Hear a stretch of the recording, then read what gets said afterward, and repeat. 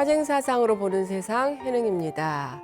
위대한 우리 원효 스님에 대해서 저희가 공부를 하고 있습니다. 정말 세계의 사상가이고 그 종교가이고 실천가이신 저희 원효 스님에 대해서 공부를 하고 있는데요. 원효 스님의 탄생지에 대한 것을 저희가 좀 명확하게 조금 한 번쯤은 좀 짚고 가보자 하는 의도로 저희가 탄생지에 대한 설명을 말씀드렸어요. 좀 뭐 저희가 제석사야라는 부분도 있지만, 그리고 원효 스님 하면 국내파라는 것이 가장 중요했었어요. 다 유학길에 갔다가 가장 큰 아주 그 해골물을 유학길을 가다가 옆에 그 해골물을 저녁에 마시고 아침에 깨보니 다르더라. 그래서 일체유심조라는 말씀을 하시면서 난 당나라 유학 가지 않아도 돼 라고 하며 했던 그 부분이 저희가 시사하는 부분이 커서 대부분 원효 스님 하면 해골물, 당나라 유학 아시고 계시잖아요.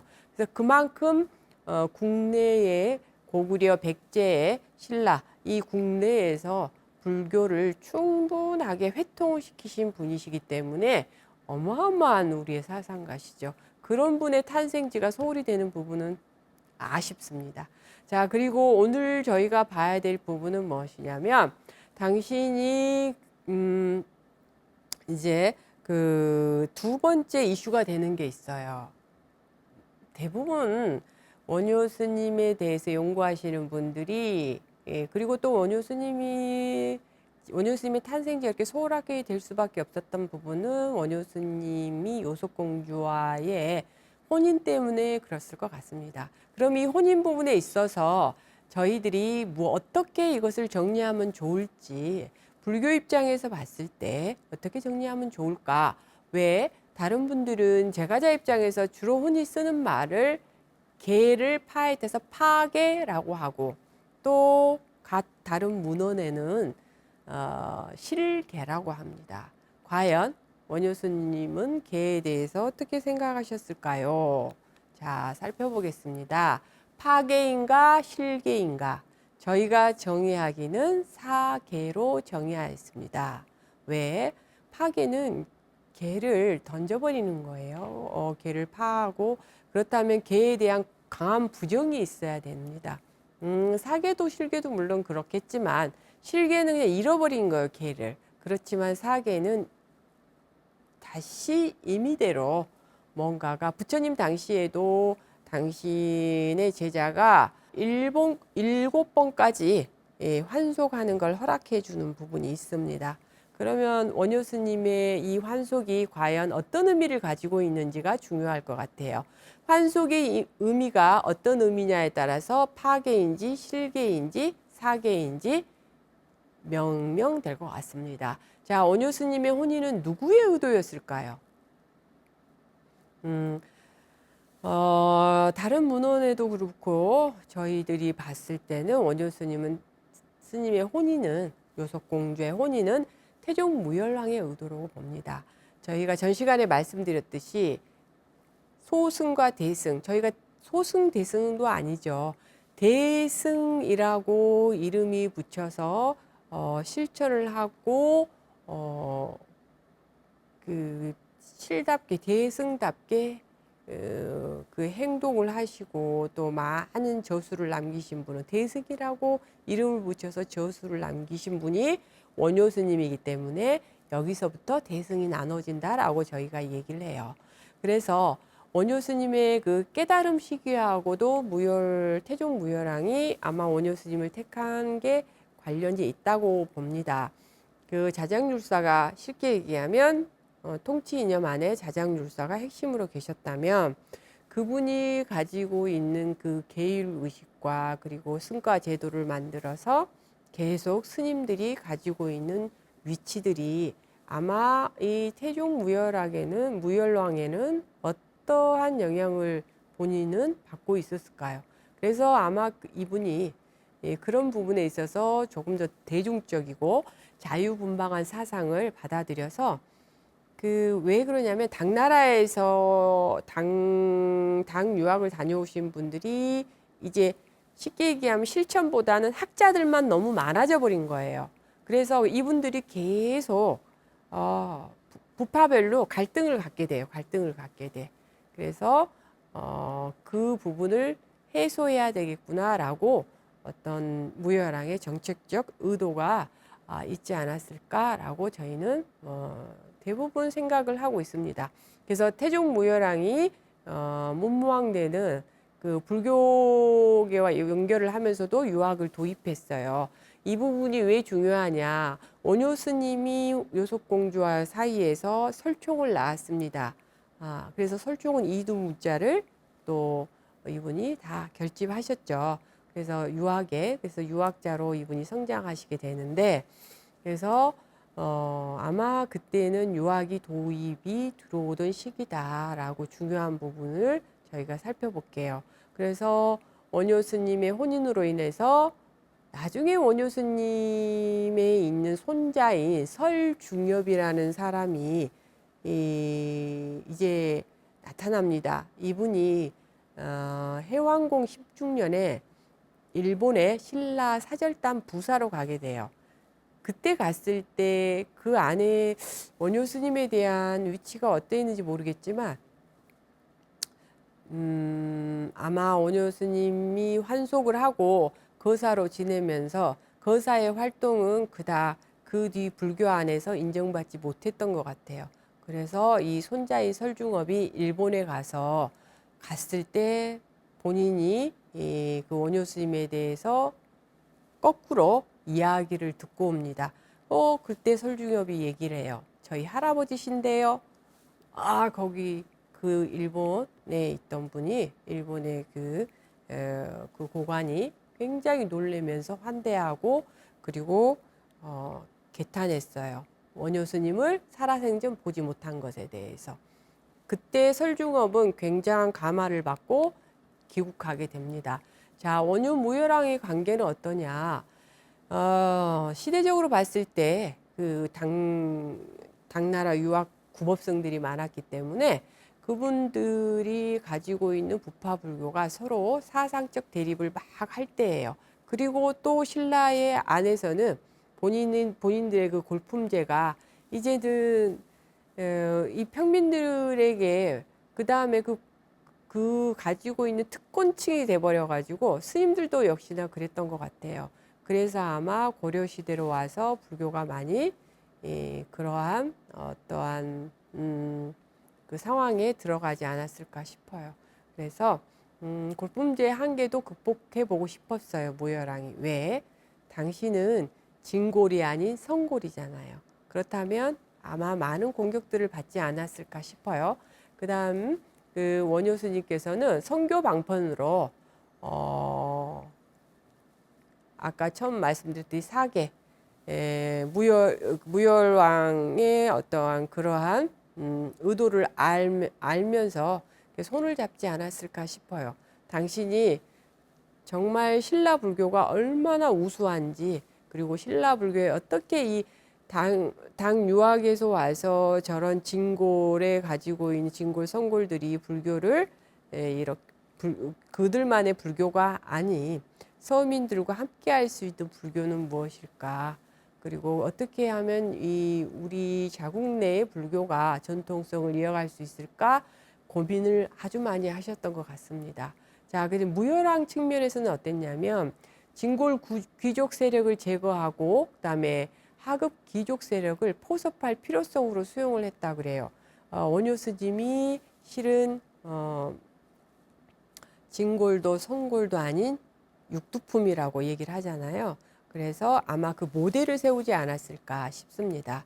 신라 내부의 유학파 지식인이 많이 증대했어요. 조금 전에 말씀드린 것처럼. 그래서 친당적 성향도 강하고 그래서 국내파 지식인들을 아주 대폭 인용 등재를 해서 아마 그 유학파 지식인들을 견제하고 그리고 귀족 세력들도 견제하고자 했던 무열왕의 의도가 굉장히 더 깊지 않았을까, 간절하지 않았을까 싶습니다.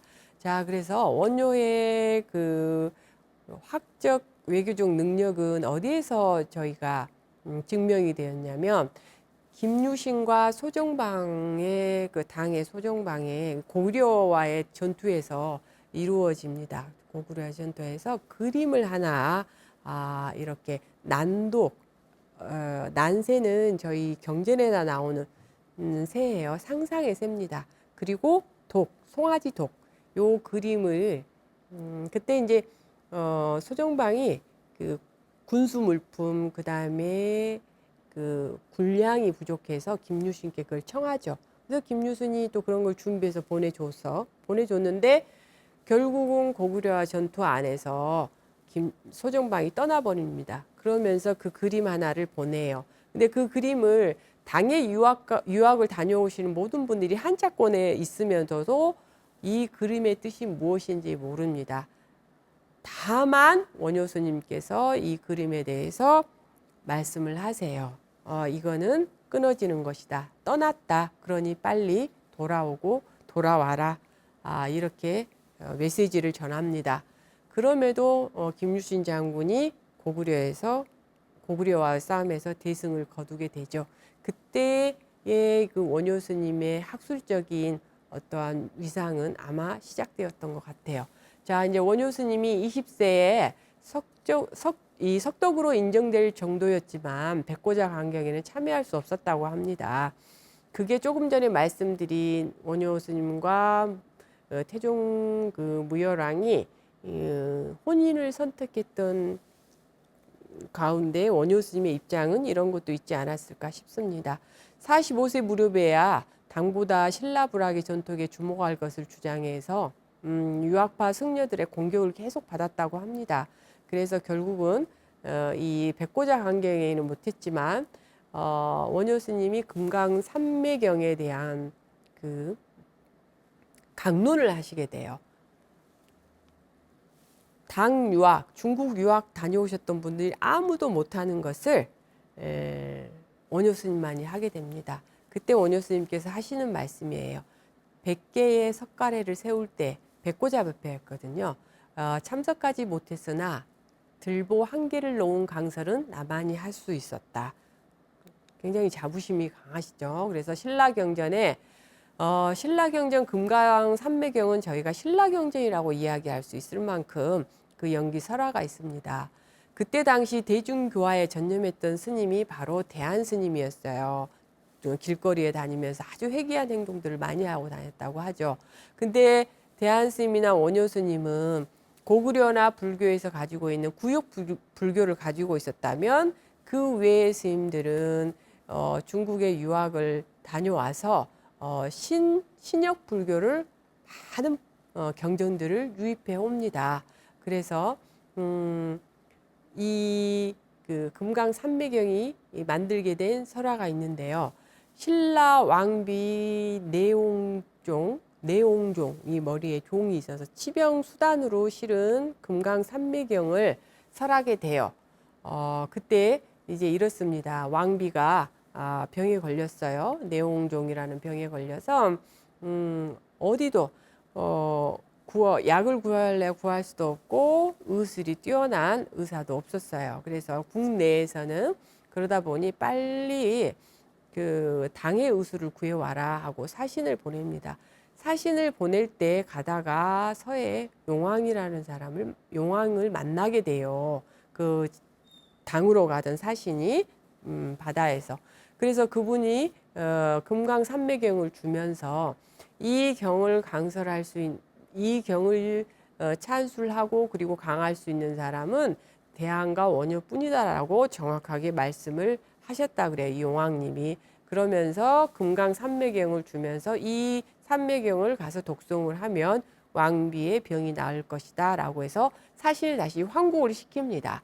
그래서 이 신라용왕 환국을 시켜서 그리고 금강산매경을 대중이 모여서 일급으로 인해서 독송을 할 때 왕비의 병은 나았다라는 설화가 있어요. 그래, 그럼 서해 이 용왕의 뜻은 무엇이냐? 이 설화를 통해서 우리가 알 수 있는 것들은 신라의 문제를 중국과 관계 짓지 마라. 너무 그 친당으로 가서 중국에 의존해서 그렇게 문제 해결을 하려고 하지 말아라. 그리고 왕비의 치병으로 대표되는 신라의 문제, 그러니까 왕비의 그 치병은 신라의 문제다. 신라의 여러 문제를 얘기하는 것 같아요. 병들어 있다. 그래서 전통, 그 신라 가지고 있는 전통 불학으로 그것을 좀 더 전통 불학으로 치유했다라는 거 좀 더 연구하고 개발하고 적극적으로 할 필요가 있다. 그래서 아마 이 연기설화가 생긴 것 같습니다. 그리고 당인도 불학 대비 신라 불학에 착목할 필요를 주장을 했다라고 많은 우리 학자들은 판단을 하고 있습니다. 그래서 원효 스님의 지금까지 보면 원효 스님이 정말 파계인가 아니면 실계인가 원효 스님은 사계인가 저희가 봤을 때 파계 입장은 아니다. 왜 이것이 국내에 있는 그 정책상 뭔가 골품제도 이제 골품제가 너무 오래되어서 병들어 있고 그리고 너무 당으로 유학을 다녀오신 많은 학자들이 팽배하게 자기들만의 주장을 가지고 계속 끊임없이 대립하고 싸우는 이 가운데에 당신 정치적으로 필요했던 부분이 원효 스님의 사계였다라고 저희는 평가를 합니다.